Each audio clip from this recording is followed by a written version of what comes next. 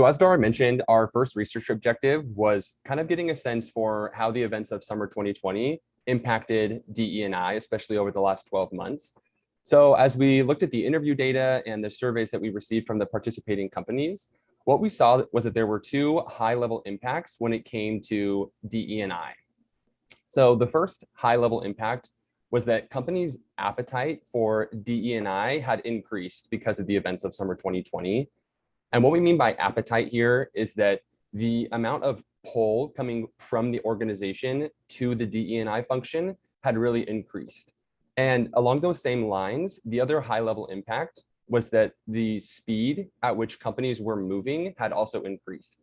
So we saw that many companies were already doing a lot in the DE&I space before summer 2020, but the speed at which they were moving was now evolving and increasing. And these two high-level impacts really manifested themselves in 6 key shifts that we saw as we talked with these companies. So the first key shift was attention and prioritization of DEI. So we saw an increase here, specifically from our survey data. We saw that 70% of companies agreed that DE&I had become a greater priority for them because of the events of summer 2020. And it's important to call out in this pie chart on the prioritization column that 24% of companies who disagreed with this statement. As we looked more holistically at the information we had gathered and looked at those companies who had said they disagreed with that statement, we saw that they were often the ones that were more advanced in this space. So one potential explanation for this 24% could be that DE&I was already a high priority for them prior to the events of summer 2020. And so the summer itself didn't have that big of an impact on making it a greater priority because it was already a high priority within their company. The second key shift was buy-in and interest. This was particular to leadership buy-in, though employees also in general were more engaged with DE&I. From the surveys, we saw that 96% of companies agreed that HR leaders were bought into the DEI strategy, and 93% said that C-suite leaders were bought into DE&I strategy and initiatives. The third shift we saw here was that 45% of companies said the DE&I function had undergone some kind of change because of the events of summer 2020. And though 45% may seem low for such a big event that happened last year, we have to think of this in terms of how powerful a movement has to be in order to get nearly half of all companies to change something about themselves in such a short period of time. And when it came to this changing teams shift, there were really 2 ways that this occurred in most companies. So the first was an increase in the number of DEI related positions or roles. So essentially companies were just expanding their DEI teams and hiring more people.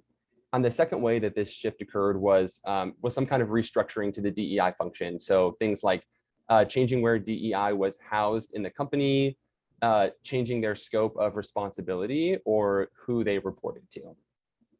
The fourth key shift that we saw was in line with conversations. So here there was an increase or a greater emphasis on workplace conversations about DEI. And this we saw through both formal and informal channels. So informally, companies were saying that they just felt like their employees were talking more openly about DEI related topics. Essentially, it wasn't seen as much of a taboo or something that you didn't talk about at work.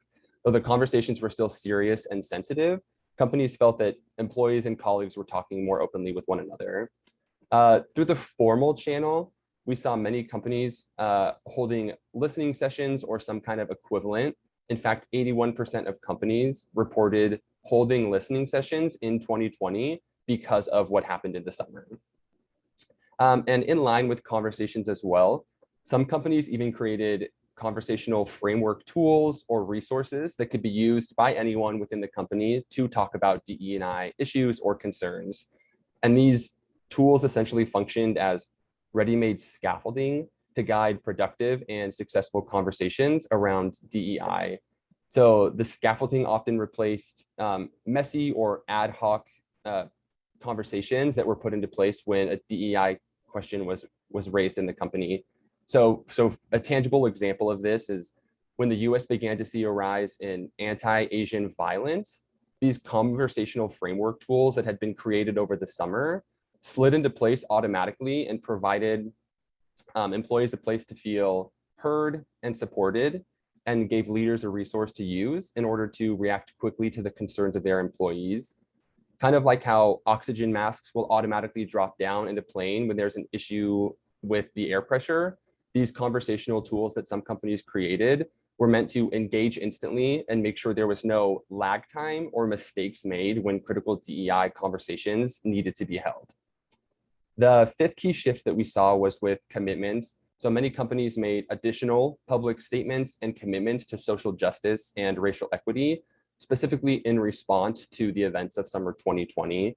And here we saw these commitments fall into 5 main categories that are pretty broad, but there was monetary donations that often related to DEI causes external to the company.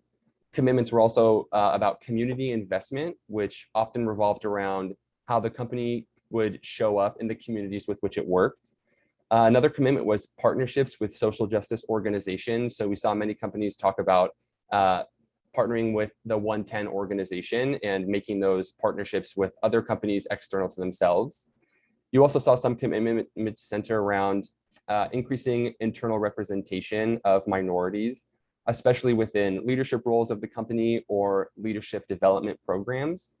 And then the last main broad category of commitments were commitments to increasing supplier diversity.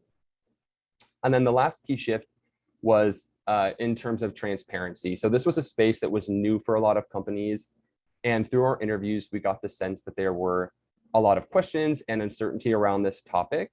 But what we did see that some companies were finding ways to be more transparent, both internally and externally, in regard to the information of D&I that they had. So an example of this is that 98% of companies said they had some kind of numeric DEI goals within their company.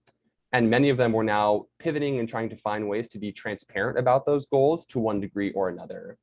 And many of the questions and concerns we saw in our research revolved around a company or companies wanting to be more transparent, but not necessarily knowing how or what to be transparent about. And later today in this meeting, actually, Boeing will be sharing with us a little bit more about transparency and what they've done. But we definitely saw that there was a shift in how transparency was being viewed by companies when it came to DEI. It was now seen more as a calculated risk that needed to be carefully considered and then taken, rather than a liability to be avoided at all costs.